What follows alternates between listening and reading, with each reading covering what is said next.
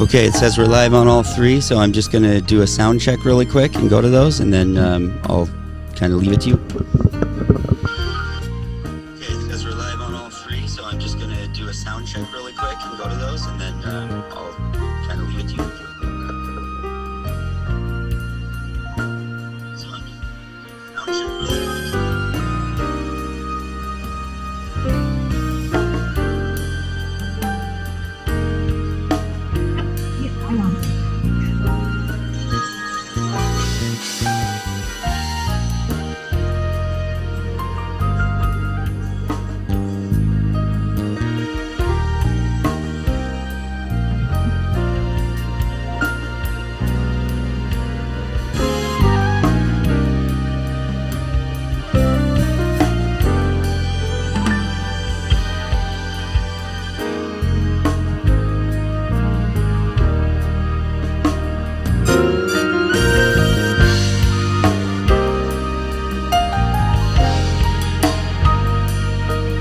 Test. Can I hear each of you speak real quick, and then we'll be good to go?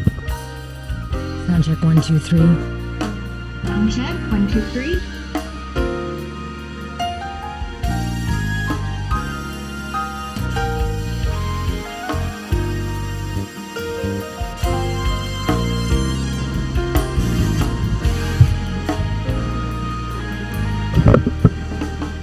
Okay, Sonya, we are good to go. So whenever you're ready, let me know.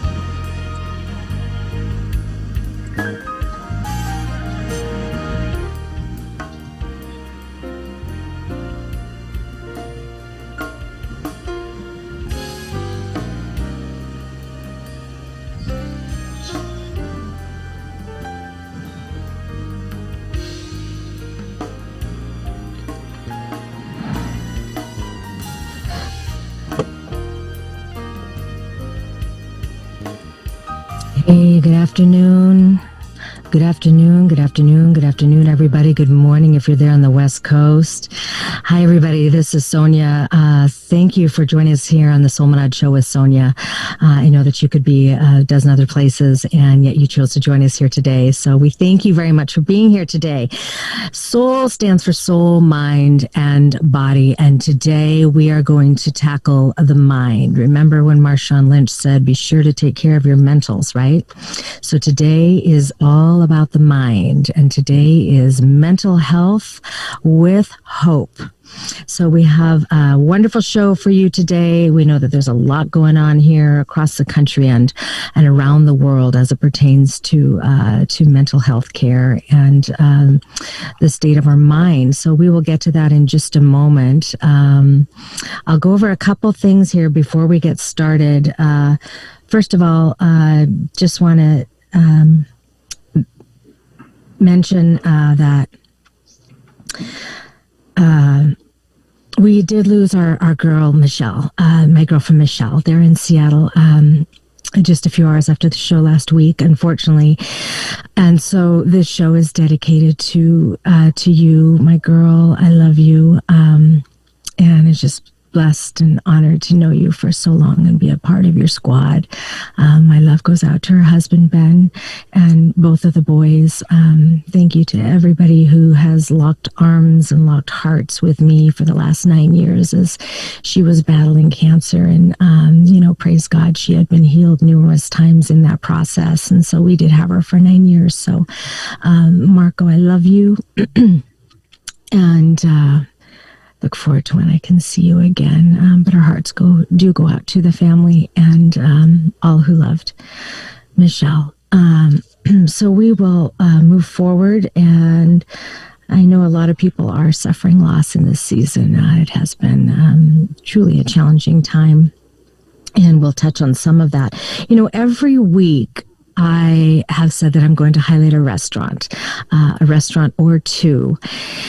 And so this week, the restaurant that we are going to highlight is called Soleil, and it is out of Chicago. So Gabe will be sharing that here in just a moment. If you want some good soul food, made, high end and high class and high quality. Please step out and support them today. We always encourage you to support small businesses. And if you can give up one meal at home a week, or even just a month, and order your food from a local restaurant, it really does make a tremendous difference. So shout out to Soleil there in Chicago. Speaking of Chicago there, my girl Danielle is in Chi-Town. Hello to you, Danielle. I look forward to seeing you again. Excuse me, you guys. Look forward to seeing you again. I know you guys are under like 2 feet of snow. Sess, you are there in Chi-Town as well. I texted you this morning. I hope that you can join us on the Flight Attendant Forum that we will be having here on the show on the 24th of February. Flight Attendant Forum. I'm bringing some amazing former colleagues here on the show, and we will be talking all things flight attendants, stews, stewardesses, air hostesses, whatever you want to call us. It doesn't really matter, but it is a fascinating industry, one that people are constantly asking about and have many assumptions about. But they too are on the front lines in another form during this COVID crisis. And so we're going to bring some in the studio, and we'll bring some in on Zoom on February 24th, the Flight Attendant Forum. So look out for that, and check out Soleil there in Chicago in Chi-Town. I also wanted to mention to you, we have my sister, my friend here in Minneapolis, Beverly, reached out to me a couple weeks ago. She has been there, boots on the ground as well during this entire movement, fighting for justice, standing for justice. But what a lot of people don't know is she's kind of been kind of like an undercover angel, if you will.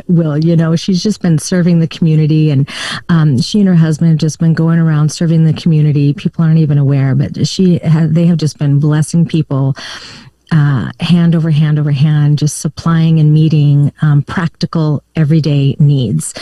So she reached out to me, and she said that she is trying to put a resource list together here in the Twin Cities for anyone that needs anything, whether it's good soul food or a good criminal lawyer or a source for help with rent or utilities or rentals for felons or therapy for PTSD. She's reaching out, asking for my assistance and for me to extend this invitation to ask you guys to join us and to see if you can help as well.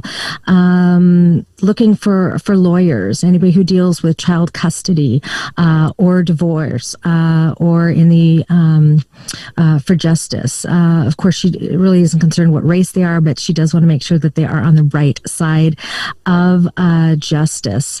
And if you guys can go ahead and reach out to her directly, please go ahead and do that. If any of our viewers are on right now, if you can type in Bev, B-E-V, Williams, 9393 at gmail.com.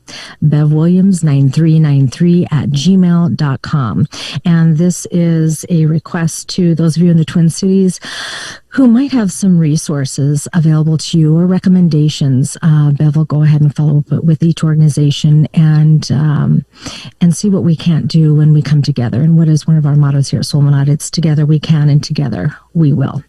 So, Bev, shout out to you guys. I love you. I know that you've walked this walk of injustice and of other needs yourself, and so you're coming from a place of experience. And I just love how you are so strong. You're a warrior, always extending love and grace and compassion. And what do we say here at Solminod? We say inhale love to exhale compassion. So thank you for everybody who can contribute. And if you have any other questions, of course, feel free to reach out to me at Sonya at Solminod.com. The contact information there is on the website, Solminod.com. Okay, you guys, let's go ahead because we have a big show today, a very important show today as it pertains to mental health. So without any further ado, I would like to welcome our guest on the show today. Jennifer Lubonsky is a licensed mental health counselor. She is coming to us from Central Washington. Jen, welcome to the Solminod Show with Sonya. Hello, Sonya. Thanks for having me.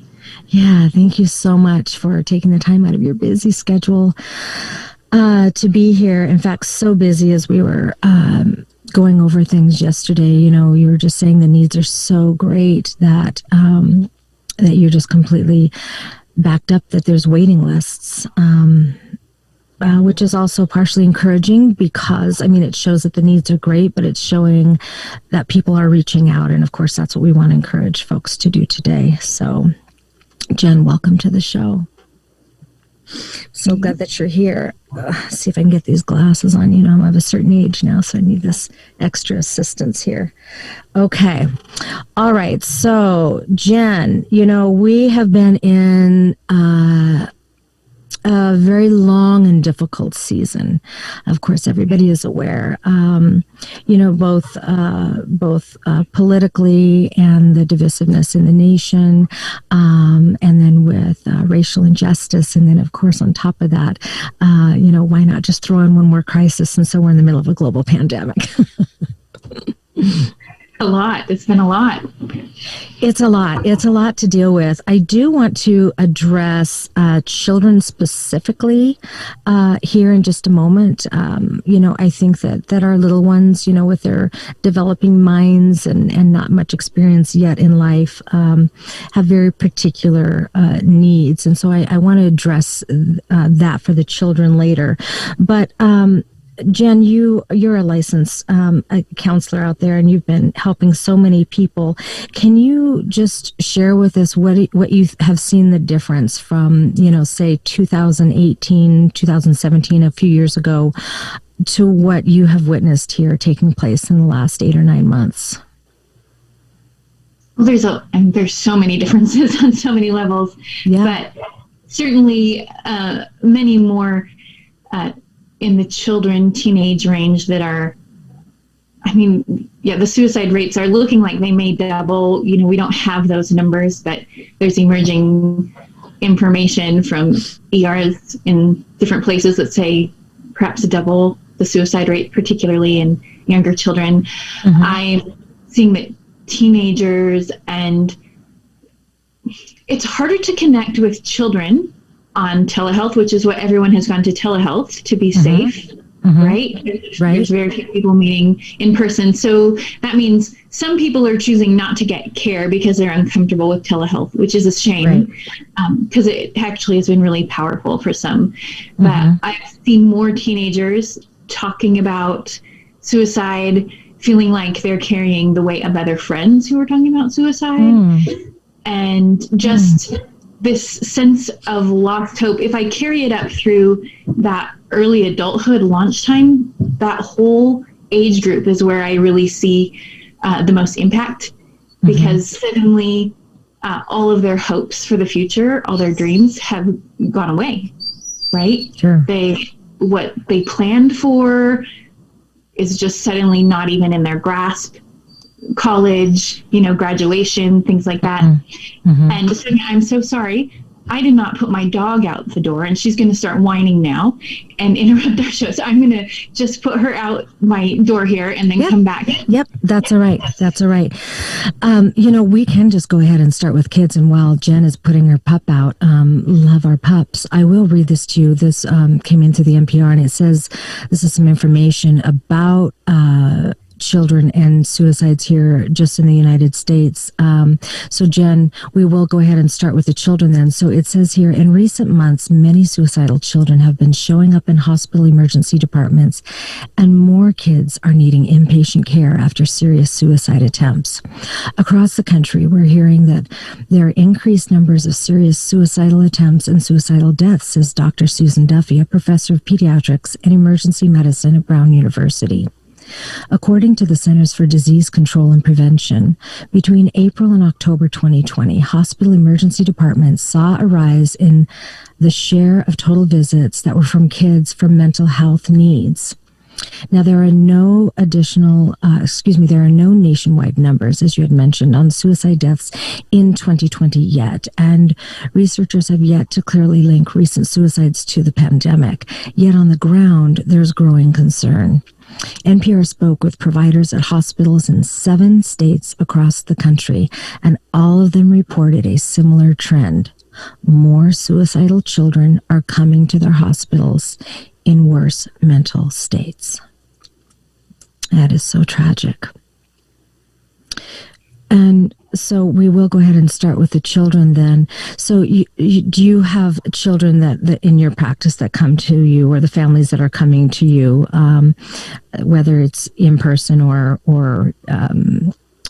over the what do you call it? Telehealth.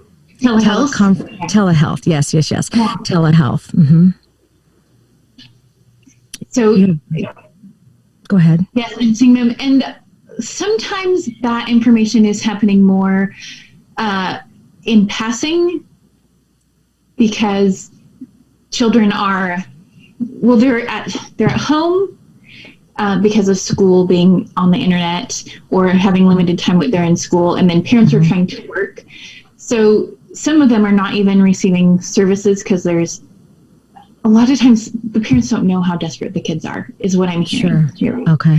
Mm-hmm. Is that they're home. A lot of times to make things work, parents are out of the house during the day and the kids sleep during the day, and then they get their work done in the evening and are up at night. They just have this different schedule thing going on because everybody's trying to make everything work. Mm-hmm. And so I've seen that where then kids aren't really getting any daylight, and there's kind of this strange schedule, and we know that all of that impacts mental health. And we know that they aren't able to connect to friends the way they're being used to connect to friends. Mm-hmm. A lot of them can play video games or, text with people, but overall just being able to go out and connect with people. Right.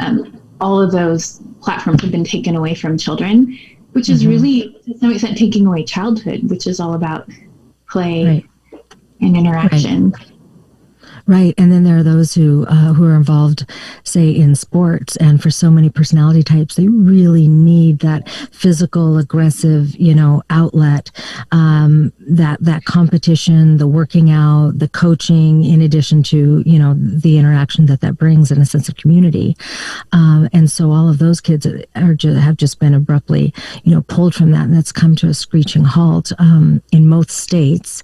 I know it varies from state to state, and as it does around the world, but that's what I read as well, is that those kids in that category are just devastated by that, and some have expressed, what else is there? If all I had was my football, basketball, baseball, soccer, whatever.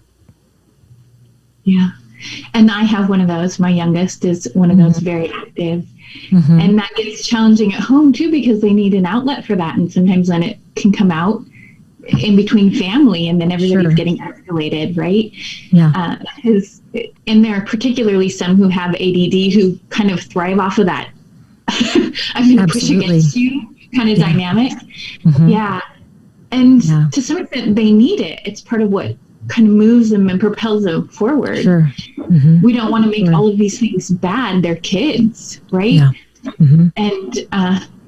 And that's, I think this is going to be one of the big things that we may have to reconcile, is how long can we live this way, and what trade-offs are we making? What ones are we going to feel comfortable making in the long term? Yeah.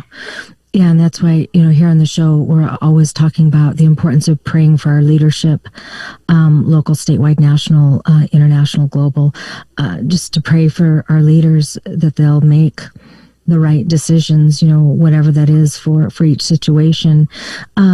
Also in schools, another thing that I've been reading a lot about is that literally some of the teachers and guidance counselors are having a difficult time even tracking down some of the kids because of the dynamics at home. And so we have children who are literally just falling off the radar here. There are children falling off the radar, and some of them are fine. They just have parents who are working, who don't have the energy to make sure that they're logging in on time. And then there are others that aren't. It's desperate. Parents who are feeling desperate, and they don't have anywhere to go right now, and they don't have any safety eyes on them. And that is certainly concerning. And I can vouch for that too, because some of the work I do, I've contracted with CPS in the past, where I go in and I do interventions in the home when families are in danger of losing their children. And even those services have really pulled away and gone to telehealth.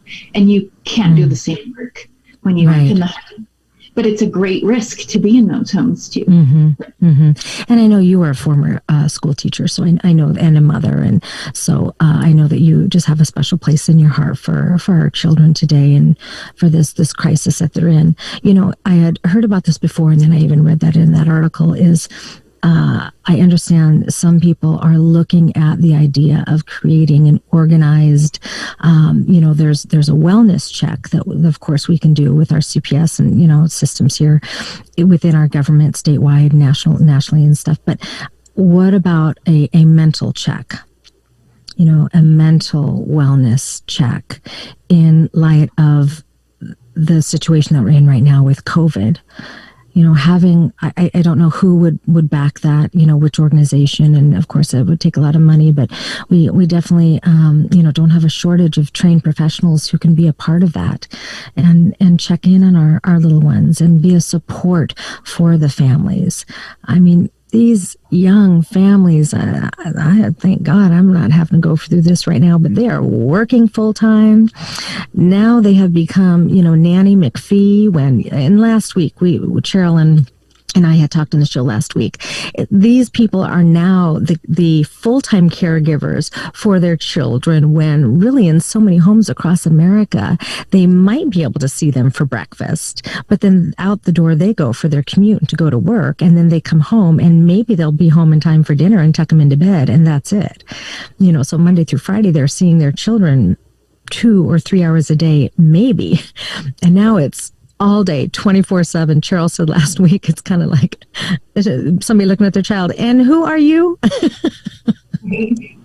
Which, isn't that such a mixed bag, right? Because it is all of a sudden, this is on my shoulders, but we also have this incredible return to family and to the importance of family and parenting. And we know that long-term mental health for children really is contingent on these healthy relationships at home. And so it can be kind of a redemptive season too. It just depends, to some extent, it depends on how we look at it, the outcomes that we have. And that we talk about in mental health all the time. Your outcome absolutely depends on the meaning you're making of the situation. More than anything else. Yes, absolutely. And so much of what we keep talking about on the show over and over is perspective, in the midst of crisis. And the crisis that we're in, we're all in it at different levels. And, some people they're definitely in a code red crisis. But the power of the mind and the lens in which you see things and what your perspective is can have a direct effect on the outcome of your everyday.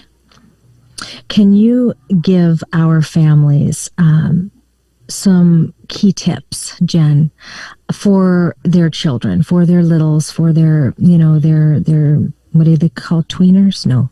Yeah, right before they're a teenager. Yeah, it's been so long since I've had those. And those kids who are transitioning from high school to college, who've missed out on their last season of whatever, or being able to shine and showcase for that scholarship, or have that graduation ceremony or whatever it is. Can you give our viewers just some key points that maybe they can take these nuggets, apply it to their lives, and have a positive effect on them, for themselves and for their children and their families? Yeah, man, this is one of those where it's challenging to not be in each situation and see, but a few things come to mind. One is the importance of joy. Yeah. And creating joy and thinking about how do you build joy. There's this idea in neuroscience that we can only process as much negative emotion as we have built joy into our life, right? And so we have this massive amount of grief and loss and challenges and fear. I'm just going to say there's a lot of fear.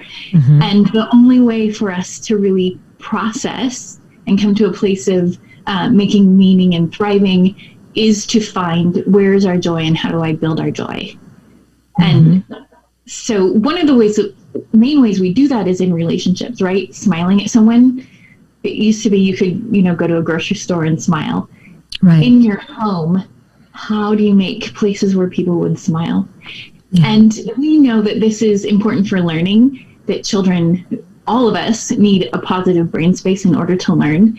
And so people talked about this in March, but we kind of have forgotten about it, and I'm not hearing it as much now, even though we just went through, let's just be honest, the political thing was just crazy, and we're all just shell-shocked right now. Yes. Right? Absolutely. So we need to remember to go back to those nurturing and care things that we did way back in March, because we just took another hit. Yeah. And so how do we step back and take care of ourselves, nurture the places of joy, and remember that that's going to be the thing that actually helps us. It's not going to be whether I know how to do algebra. Yeah. Eventually that's really important, but I'm not going to be able to learn it when all of this is going on. And whatever challenges we face, as we overcome them and become resilient, we actually are then stronger. Yes. And able to move through things in the future. So we can look at these challenges as opportunities, but sometimes it takes a deep breath, and it takes remembering, okay, well, today I'm going to enjoy this really nice glass of chocolate milk, or right? Or I'm going to go smell the flowers. Or I'm going to watch a snowflake come down. Simple things. I'm going to, hold my baby in my arms and think, what can I be thankful for? What can I sit right here in this space and be fully present and say, I'm thankful for this? Those are the things that are going to pull you through. When I do premarital counseling for my couples I officiate for, I talk to them about the power of pause. Yeah. And isn't that so powerful for the parents to apply one to another and to themselves, but to teach and give that tool to their children, the power of pause. Yeah. And, so it's okay to know, I need to go to my room. If you're blessed enough to have another adult in the house, which isn't always true, to tag out and go, you're on, because I'm at capacity right now. And because the reality is we all feel the pressure and have those moments where I call it like a Minto in a Coke bottle. If you've ever seen that explosion, there are times when I'll just tell my family, I need to step out because I'm like a Minto in a Coke bottle right now. I just need to step back. Right? And we all get there, especially when there's kids at home and the pressures of life and trying to make ends meet when things aren't working as we're used to them working. Don't be surprised that you're there. Welcome to where we are. We are all there. And sometimes the best hope I can give you is that everyone around you is experiencing that right now too. Yeah. Jen, I think that's a really good point, is isolation can stir up hopelessness and despondency, which can lead to desperation and the lie in believing that they are the only person in the world who is going through whatever crisis is that they're going through. And so wouldn't that be so important if the parents were reminding the children that the whole world, or maybe for their little minds, the whole neighborhood or all the families at school are going through this as well in their own homes, so that the children aren't feeling so overwhelmed in this isolation. And there's different levels of it based on the limits at each state, but just reminding them they're not alone, and there are many people that can relate and are experiencing the same or very similar levels of that loneliness and feeling that nobody else gets it. And what's interesting is kids catch things. It's like osmosis. They're learning at home. Yeah. And so that's where we have to be asking ourselves, where am I finding hope, right? And sometimes that means fixing the scariest place in our hearts right now and go, how would I make it through that scary place? Because the kids are hearing, that the government's crazy. The kids are hearing what you say about COVID. Yes. Even if you think you aren't saying it to them, they're catching all of that. And there is this desperate need for hope. And if the children have 10 years and they think, well, there's no hope for years, for them, that's forever. Right. That is forever in their little minds. Mm-hmm. Yeah. They don't have any perspective beyond where they are. And so if our children are going to have hope, we have to find a way to be people of hope. Mm-hmm. Mm-hmm. And what about, I just had this vision again. I know I talk about often when we're in that dark place and we're feeling down and we're discouraged, the natural reaction, of course, is head down, look at self, and then that's all you see. And we want to have the importance of looking up, looking toward the future as well, which I think hope is so much a part of that. And so what about the power of the parents talking about the future and how, the plan is, we can say, that they will be back in school again.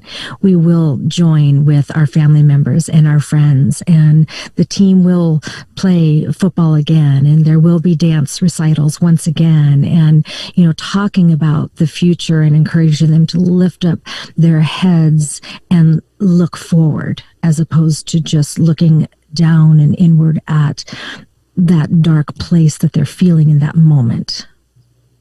There is this, they've done a study, and I don't have it in front of me, so I can't reference it. But sure. The idea is that planning for a trip is as healthy, is as good for your mental health as actually taking a trip. Like whether or not the trip happens, that planning is what creates a positive mental space. And so if we're going to do this, we don't even have to stay inside any kind of box. We can dream big. Yes. Right? Yes. Dream as big as you want with your kids. Be crazy. And all of it is communicating hope, right? Yes. And whether or not we get there, we still established hope and we still brought our eyes up. Mm-hmm. Yes.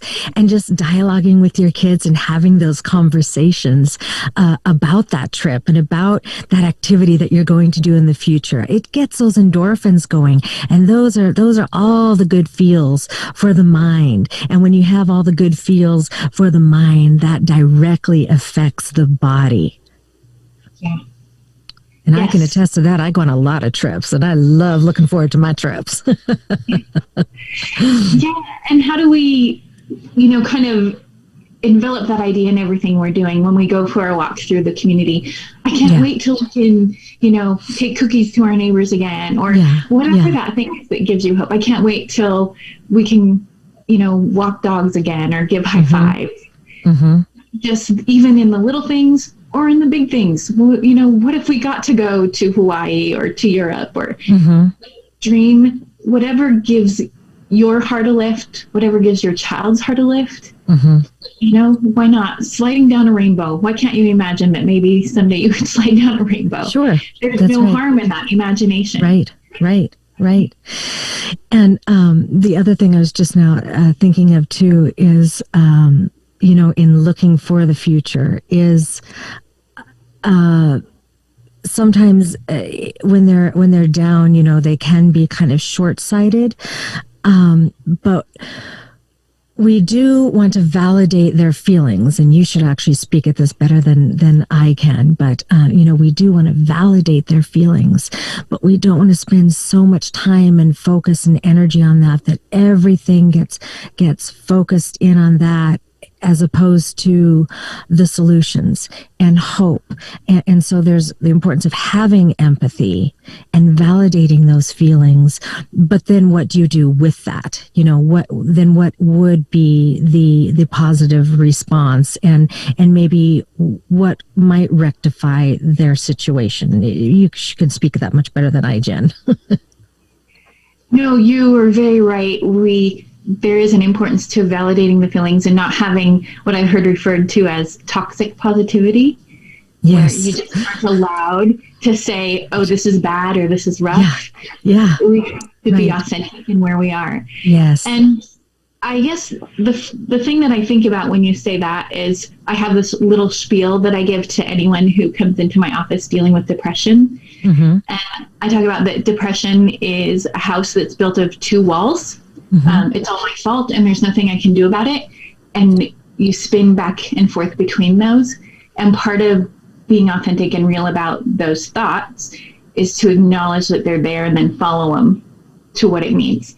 So if something is all my fault, mm-hmm. I need to follow that to the end. Okay, if this is really my fault, then there is something I can do about it. Whether it is, making amends, going to someone and talking, dealing with my shame because it already happened. Sure. There is something you can do about it, right?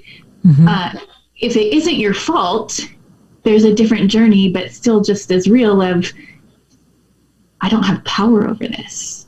Right. I have to surrender this. Mm-hmm. And this is really uncomfortable. And I don't like that I can't change this thing, but this one's not in my power.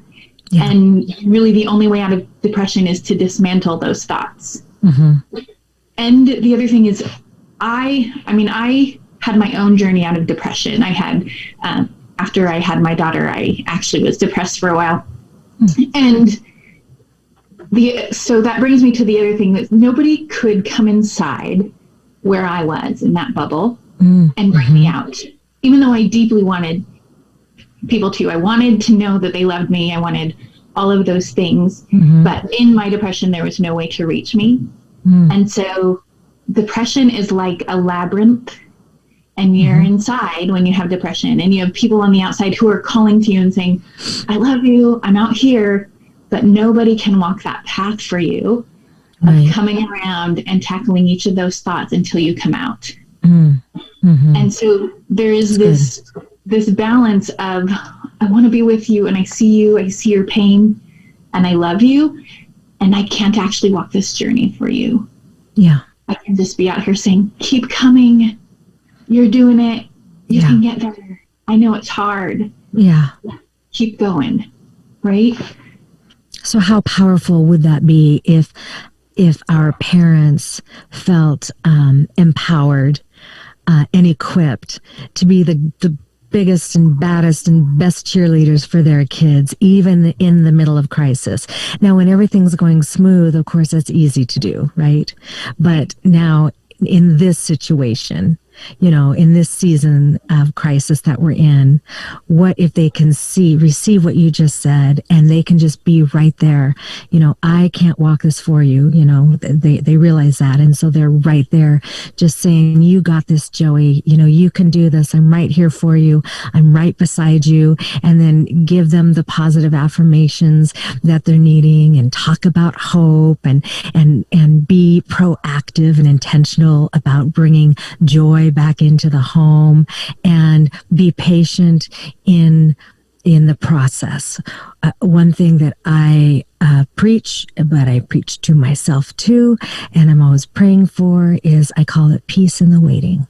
I pray for peace in the waiting, because so often in life we're waiting, and yet we're in this society where we want things to happen right now. But look, we've gotten to where we are in regards to COVID anyway, for 11 months now. It took 11 months. And then if you go back to the racial injustices and political upheaval, and the little ones are sensing all of this, all the stress, and they're feeling it all. So it's taken us a long time to get to where we are. So it probably isn't going to be happening overnight. So if we can all just be patient, maybe extend grace even to ourselves, one to another, as we are extending that grace and that support and that encouragement to our little ones.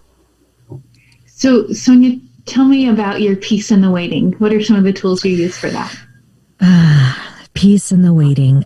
Well, for me, I'm a Jesus follower. I'm a Christian, and of course you know that, and I think our viewers all know that.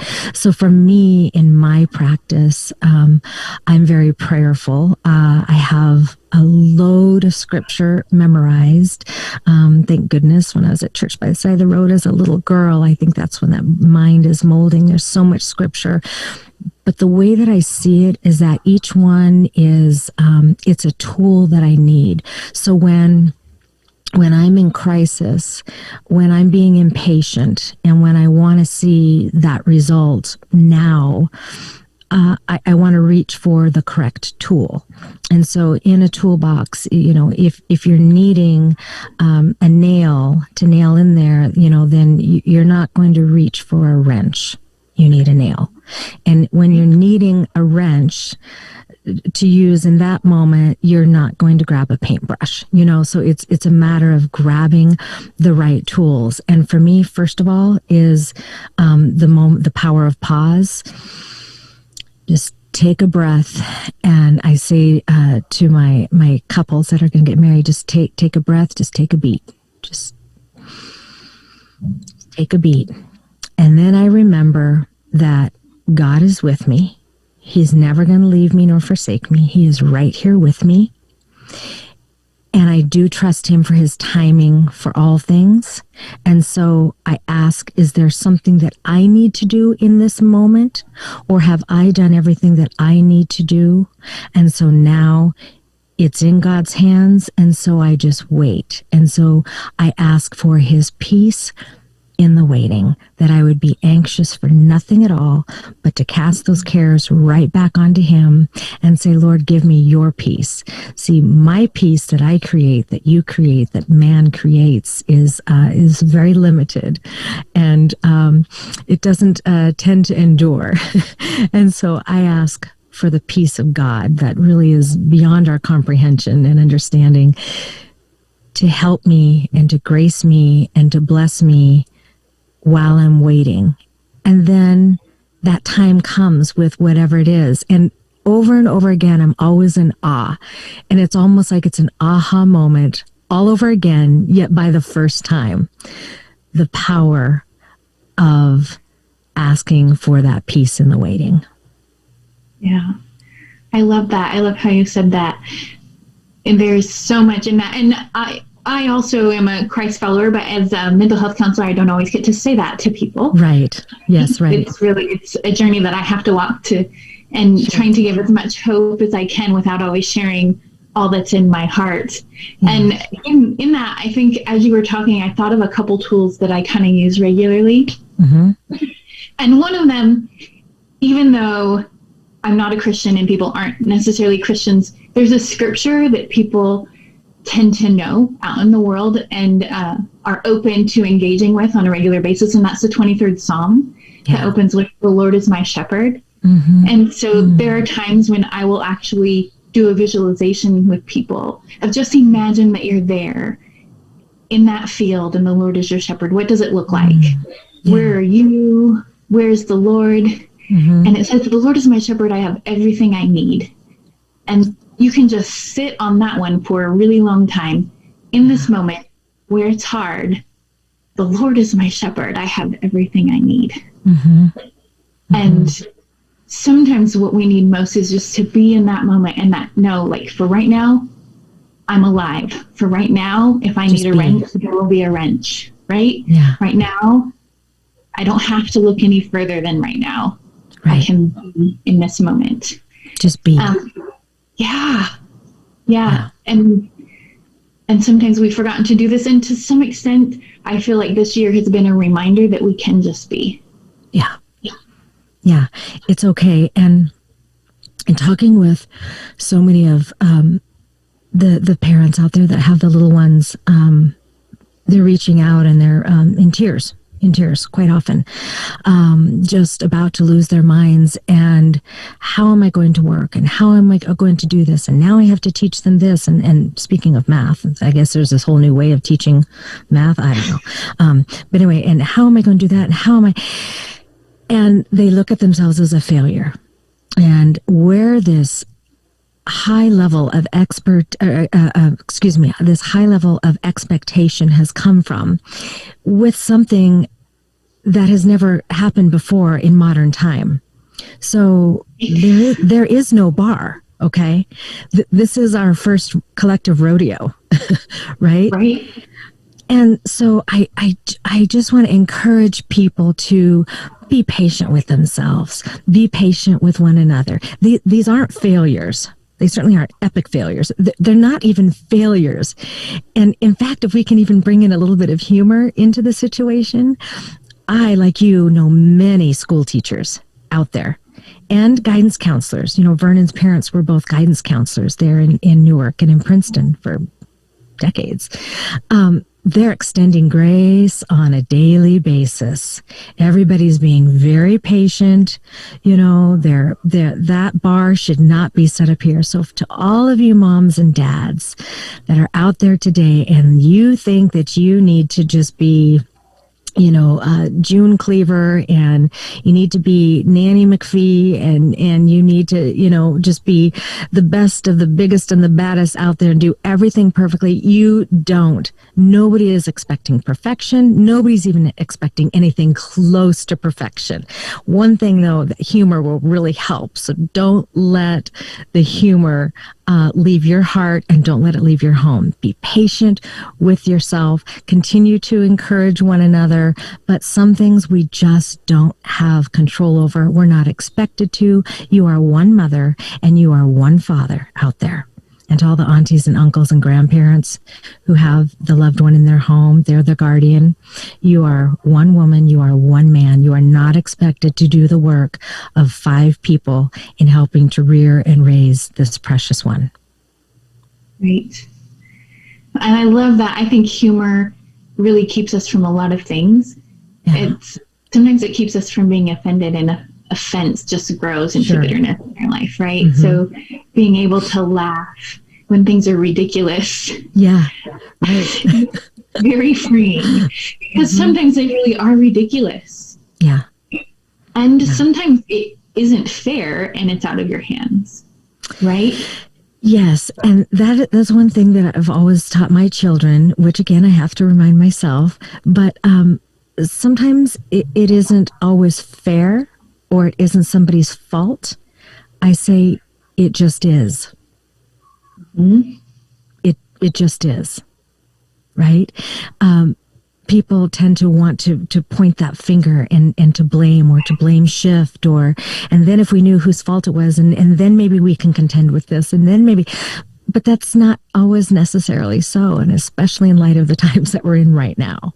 And sometimes I say, I just had to laugh at this or at that, because the alternative was to cry or to scream or to lose my mind. And so if I can have a little bit of joy and humor well up in my heart, hey, that's a good thing. Yeah. The joy and the humor, and then someplace to fall when it just hits you in the gut, right? Yeah. Yep. Yeah. And that's where another tool I was thinking about when you were talking is called the body prayer. Mm-hmm. Tell us. It's basically it's the idea of you put your hands in front of you and imagine all of your thoughts on a topic. And what I love about this prayer is you don't actually use any words. You just put all of it out there in your hand. Okay. As if it's a shape or a color all mixed up. Okay. And then for me, it's hold it up in the presence of Jesus. Mm-hmm. So however that works for other people, but the idea of the God of the universe being in it with you and seeing all of it, seeing the messiness of it, seeing your good thoughts and your bad thoughts and all of it, and just being honest, this is it. There it is. And then when you feel like he's really in there with you, that's when you can finally lift it up and let it go and say, okay, I'm going to give it to you now. And just let it go. But that point of, and just let it go. Yeah. But first you have to know that somebody sees it fully. Yeah. And that's the idea of God out there that can see fully what other people can't. You know? I love that. And, you know, that's something that we can teach our children. Anybody can teach your children. The 2-year-old can do that, and the 22-year-old can do that. And my goodness, the 82-year-old can do that. Mm-hmm. And I'm thinking about, as you said that, I'm thinking about what's in my hands. Jen, can we talk about what are we allowing to be in our hands and on our shoulders? That burden that that we were never supposed to bear, that burden that we were never, ever supposed to carry. It was never ours to have in the first place. So how about being more selective and purposeful in allowing to come into our mental space of what it is that is ever supposed to be on our plate in the first place? Yeah, and I think that's an interesting journey for us to figure out sometimes, right? Yeah. It links back to that all my fault or nothing I can do about it. And when you say that, I don't know that I have the perfect answer. I know that I have an experience recently where I was bringing something to God, and he said, not your problem. He said it kind of sharp to me. There you go. Not your problem. And I was like, oh. And so there is this reality of weighing which things are mine to carry. That one's not my problem. I don't have to do that anymore. Right. Yeah. And you had touched on this before. I'll just piggyback on that by reiterating what you had said before of, our sphere of influence and our sphere of control. That which we have control over and that which we don't. So certainly if we can even first of all recognize, is this anything I would have any control over anyway? So A, and if the answer is no, then it doesn't go here. It's not going to get around my mic here. It's not going to go here. It's not going to be on my plate. So I am just going to reject that right now because that is not even my stuff. Like how God just said to you, Yeah. And sometimes we have to go, okay, I see this. So I don't know, I'm going to pretend I'm throwing it away. Sometimes just going through a mental or physical action to go. And then you can remind yourself, wait a second, I threw that out there. Or maybe I wrote it on a piece of paper and I burned it. Remember, I burned it or buried it. Right. Sometimes we go through those physical actions so we can remember that one's not mine.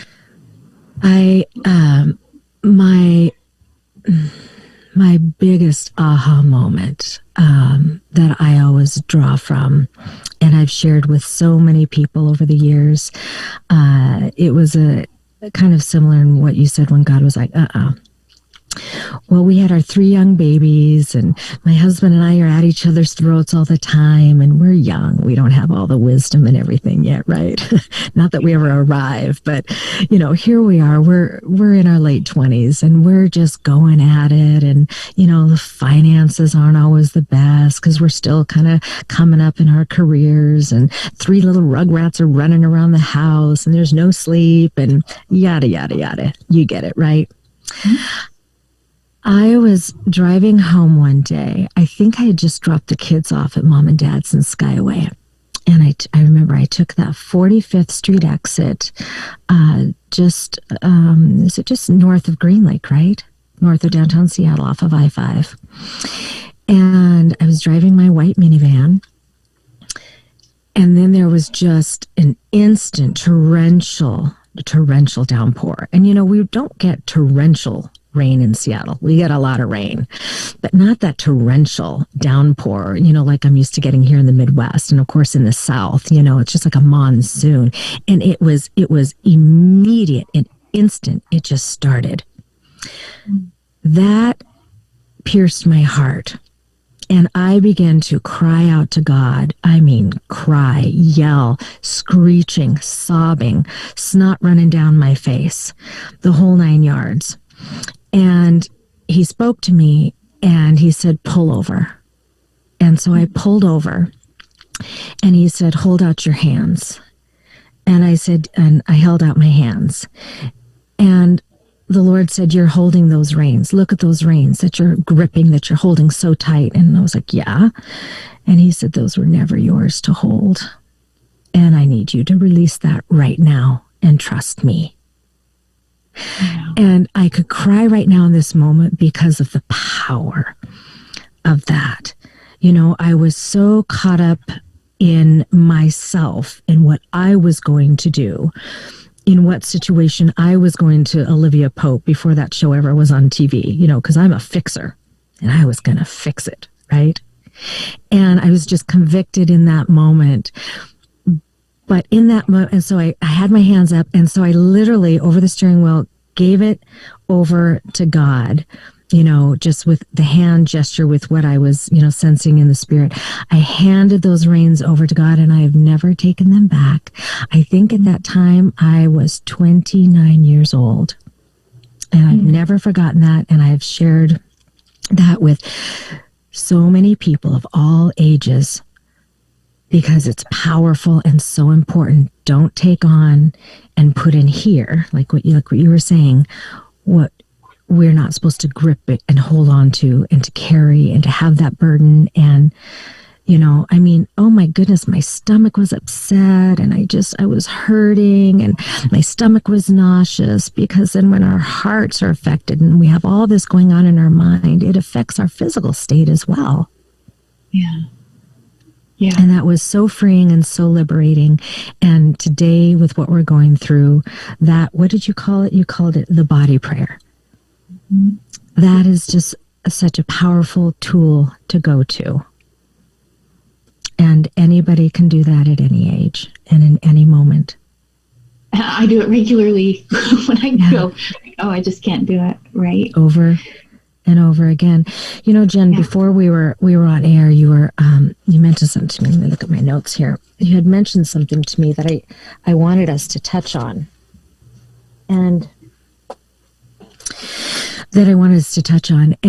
you had said, that many people in this great season of loss, they've lost life. There are many that have passed away in this season. And of course, many that have passed away from natural causes, but when they got COVID, maybe they would have been fine otherwise. Take high blood pressure, for example. Take asthma, for example. Take smokers, for example. They were fine in their lives prior to, getting that. And it just has been such a season of pain and of loss. And you had said that you are recognizing that people are grieving lost dreams. Yeah. And in this season, the dream thief has come, and so many dreams have been stolen.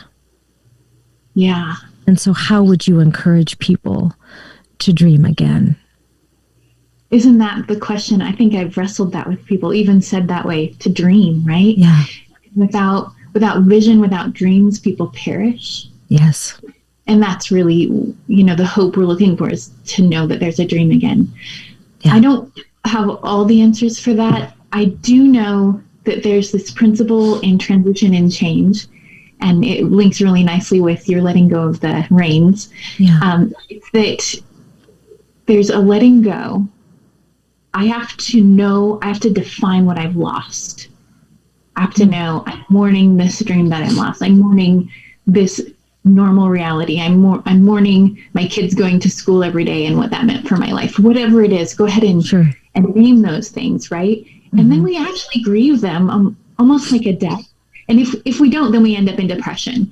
And so there's this reality of letting this grief process be a part of our life. So there are people who are grieving real losses, like your friend Michelle, and we had some of those in our family too, like for real grief and loss of people, but there's also a grief and loss of dreams. And there's this point where you define what you lost, and then there's this kind of chaotic space in between where you have to define yourself again without that. Mm-hmm. Who am I without this dream?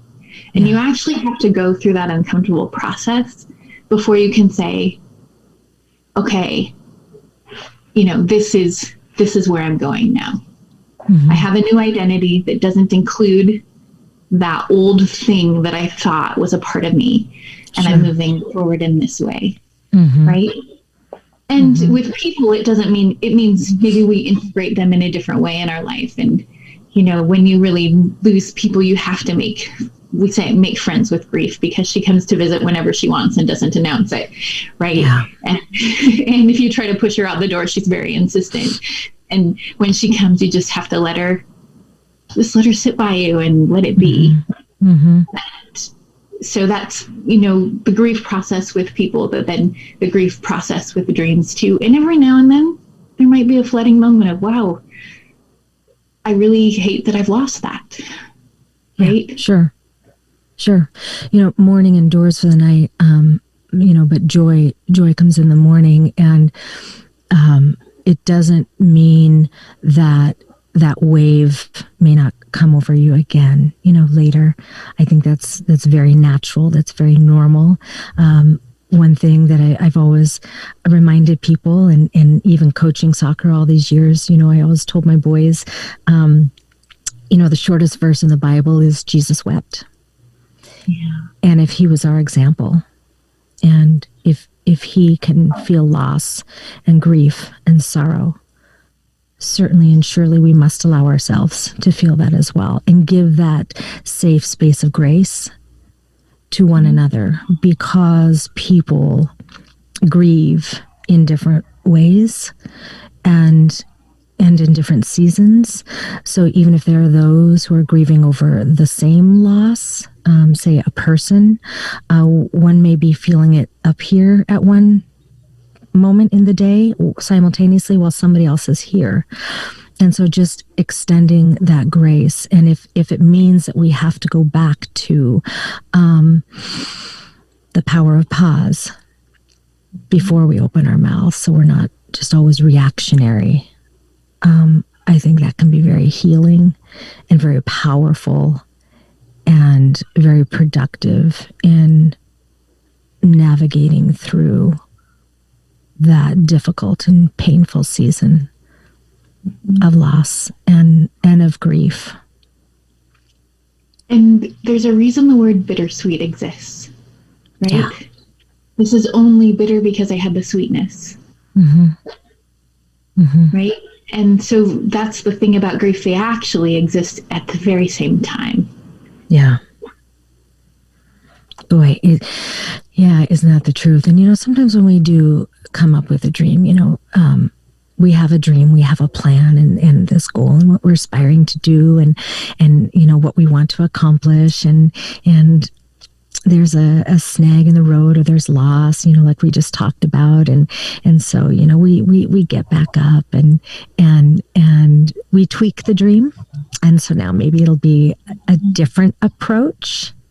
But as we're going through that, remember those sweet moments that were in it. And yes, we can, and we still will continue to have those sweet moments. For me, I'm an optimist. And so I also embrace the scripture that I call things forth that are not as if they were. And so I will speak things into existence, not to be all, ooh, but at least in my mind, I can see it, and I can visualize it, and I can pursue it, mm-hmm. and I can see the sweetness in the pursuit. Yes. And I love that. And I think there is this incredible power that we have in our mind and in our mouth mm-hmm. to speak things into being. Mm-hmm. And, when we're speaking with our children, I think that's a good thing to remember. Like, what are we speaking over them? Who are they? Who are we telling them that they are? Yes. Who do they have the potential to be? And speak that life over them, and speak that destiny over them. And even if you haven't seen it manifesting in that moment, and can we even have the ability first to see that glass half full over our little one for their future? Because if we do, then that's what will come out of our mouths, and we're speaking that life and that encouragement and edification and vision and hope over our little one. That's inspiring, and that's contagious, and they can't help but lift up their head and join that being a visionary with you, and to see that's powerful. And kids love it anytime. I've noticed that at bedtime, my kids just love, I have a habit of praying for them. And, if you can speak and pray things, and sometimes that's reading a book for those who don't necessarily do that at night, but that even as they go to sleep, to go, there's, this is who you are. This is how I see you. Yeah. Yeah. What did we do today? Every day ends, and tomorrow's a new day with no mistakes in it. Yeah. Mm-hmm. Let's lay it all down here tonight. Tomorrow the sun rises and we get to start again. Yeah. Yeah, that's right. Some families will talk about, they'll have their little tag phrase, and you see it in the movies and stuff, but I know families do that, tell me the shining point of today. Or, I've always asked my kids, tell me 2 ways that you shine for Jesus today. Or, how were you a blessing today? Or how were you blessed today? Because all of those are so powerful, stirring up those endorphins and that optimism and that hope. And it's just injecting just that joy and sense of purpose. And I think it's tweaking that lens to just be brighter and clearer and sharpening that perspective to see the positive. So as you're saying, what we're speaking over our kids, Jen, is correct me if I'm wrong. I've watched this on TV and social media and stuff that I read, is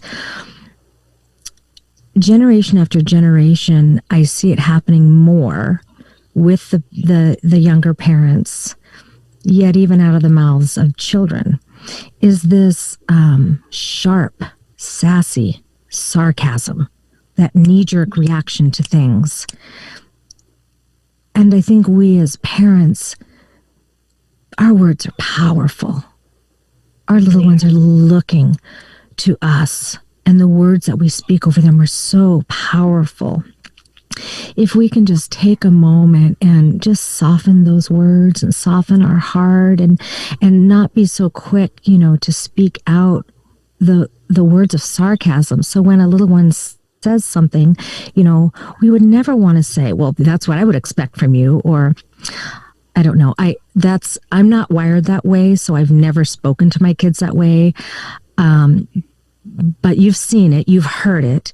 I'm probably not giving you good examples, but when they are coming with you, how about if that response is going to be focusing on the positive? Yes, this happened, but wow, you were able to do this or to see this or to say that, Mm-hmm. And I think some of what you're alluding to, we sometimes call the attention principle, which is what you pay attention to grows. And so you want to be paying attention to the positive things. The attention principle. Gabe, can you write that down? The attention principle. Got it. Yeah. And that's true for all of us. What we pay attention to grows. So what we pay attention to in our kids grows. Yeah. Now, I don't know about you, but this has been a rough year, and I'm not perfect. I hopefully am growing every year. Right. And so I can definitely look back as a parent and go, wow, I wish I hadn't said that. I wish I hadn't done that. And sometimes that can wreck me as a parent. Mm-hmm. Just this week, I had someone tell me a story about how this gal went through a divorce, and it was really hard. And she had 4 kids that she was raising, and she knew that she just wasn't thriving and that she wasn't speaking really the way she wanted to with her kids. And so she would actually pray, Lord, will you help them forget everything except love? Just may they not even have heard anything I said. I love that. And sometimes I love the idea that God can be outside of time, and that I could pray it now, and it could go over my past too. And this mom happened to later be there, and her adult children were talking, and they were talking about how she was so gracious and patient with them all the time. And she said, and I knew right then that God had answered my prayer. Right. It's like all the time. Listen, I get it twisted. I think somewhere deep inside, every parent knows they would want to speak love over their kid. Nobody wakes up and goes, oh, I want to be an addict and destroy my kid's life. Yeah, of course not. No. Nobody does that. And everybody's I like to believe that everyone is doing the best that they can with what they know and the capacity they have at the moment. Yeah, absolutely. I've shared this several times on the show, but, there's so much power in the tongue, and it's the most unruly part of our body. And the tongue can be used to either bless or curse. Yeah. And it's just as easy to go in both directions. And so it's not that comes automatic, to most. So it's a learned discipline. Yes. And you have to be gracious with yourself as you learn it if you don't have the Absolutely. habit. Yeah, absolutely. And it'll come, it takes 21 days to form a habit, right? So, there'd be the process in going through it. And, maybe if you can have an accountability partner, your husband or a friend or, a cousin or a neighbor or something. And you can use them as an accountability partner and just kind of walk through that together, whether they have similar issues or you just want to verbalize and walk that through with somebody. I think that's a powerful tool as well. Yeah. And we always want to keep the idea that parents are parents and what they say goes, but there is this beautiful principle of up and down mentorship, and we can invite our children to help us remember too. Yep. And can we have open enough hearts to let that be? Yeah. Right. Yep. And that, absolutely. I think, and we all need to kind of be in a place where someone who maybe we don't see as our leader, if they're speaking truth, to be able to hear what they say to us. Yeah. Right. Right. And I think the first step for that, Jen, is not bowing to pride, not allowing pride to lead our decision making in that, because that would take humility first. And humility is so powerful. It's another very powerful tool. I wish that we understood that our society understood the power of humility. Yeah. It's explosive. It's like putting a seed in the ground and pounding it, and you can't keep it down, right? That tree's going to grow up. Yep. That's humility. That's humility. Yeah. The tree of humility bears much fruit. Season after season after season. Yeah. Yeah. And which I've never said that before. That just came to me. And also as I'm looking at this tree, in order to bear the fruit and all those blossoms, Jen, they need to be pruned every year, don't they? Yeah. Yeah. And so it's important that we are allowed to be pruned, which takes humility. So it's A affects B affects C, but it's so powerful. It's so powerful. Yeah. Jen, I was just looking here at my notes, and one thing we were talking about earlier is, Gabe, if you can put that up on the screen again, the suicide hotline that is out there for anybody to use. We hope and we encourage you to reach out if you are feeling thoughts of despair and desperation to the point of taking your own life. We encourage you to reach out in that moment of despair before you get into that deep moment of crisis. And Jen, can you share with the folks the importance of reaching out even for therapy? Mental health is so important, and I think that stigma has been going away, the last 15, 10, 8, 6 years. There are wonderful therapists that are out there, counselors who are out there, just like Jen. The name of Jen's practice is findinghomecounseling.com. I know you can't take on new clients right now. I know that you have just that long waiting list, but there are tens of thousands of Jens out there across the country. So where can folks reach out, Jen, do you think? Through their local insurance or HR departments or? Yeah, well, actually, both of those are really great ideas. A lot of places have EAPs where they'll actually cover a few sessions free. So your employer may actually offer that. A lot of insurances, well, actually, as far as I know, every insurance right now during COVID is offering telehealth. And what that means is if you go to your insurance, there may be therapists that you couldn't access before because of distance, but because you'd be meeting with them via Zoom, you actually can see them. Right. Time, right. So that means all of a sudden, a lot of the barriers we had as far as connecting with someone or feeling like, oh, I'm in a small town and I know everybody, those barriers are kind of thrown off. Yeah. And that's really fabulous. What is the commercial? What's that commercial, Jen, with the Olympic swimmer? What's his name that won the 7 gold medals? He has a commercial out now where Yes, Michael Phelps. Thank you.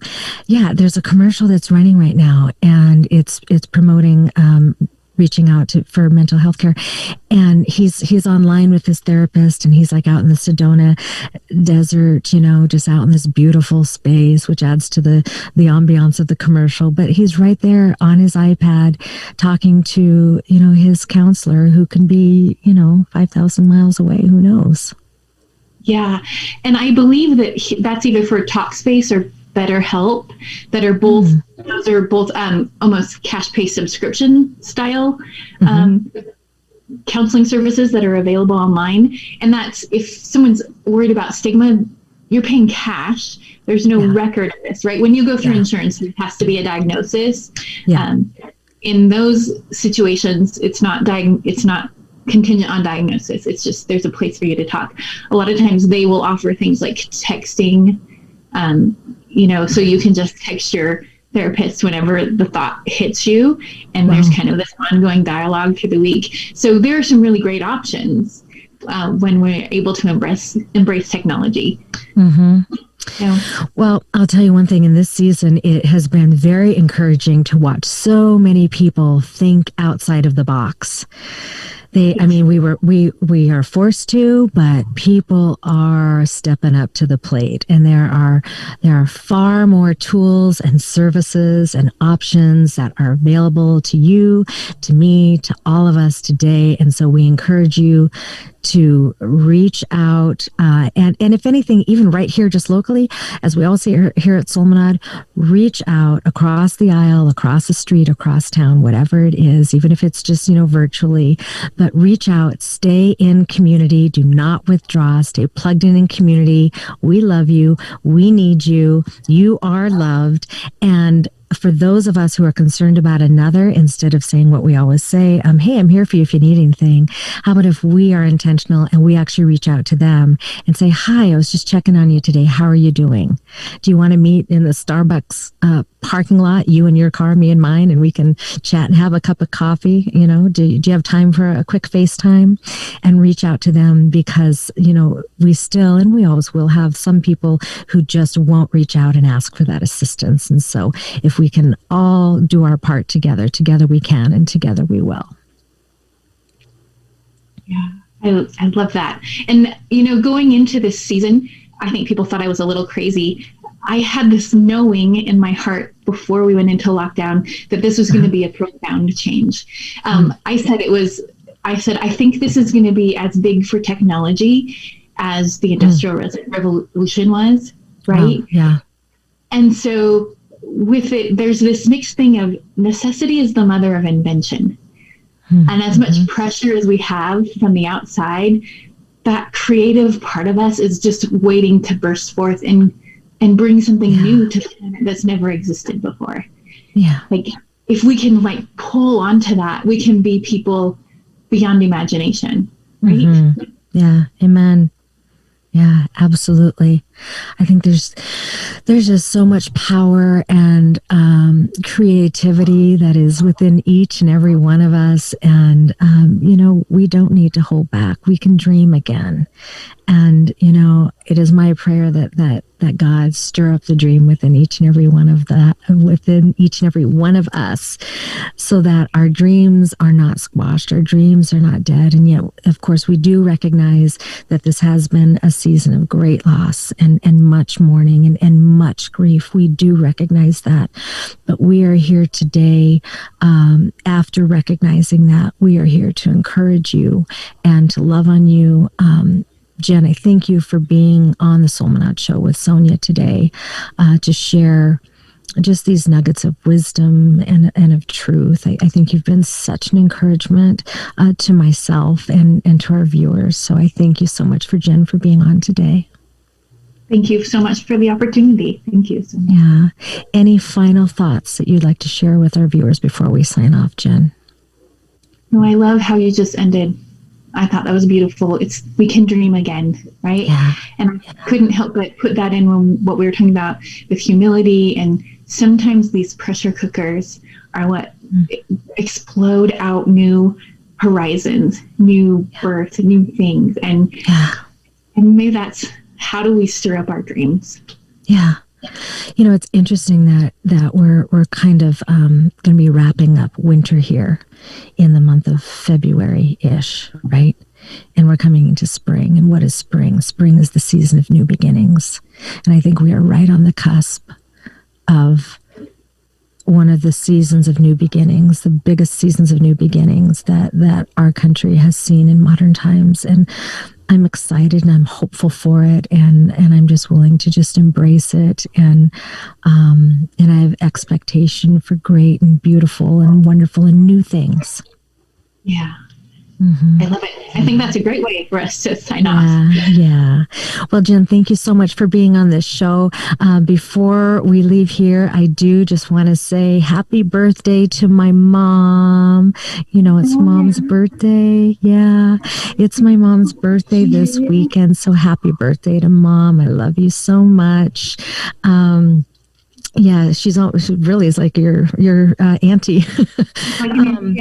Yeah, look at it, isn't that beautiful? I just love that.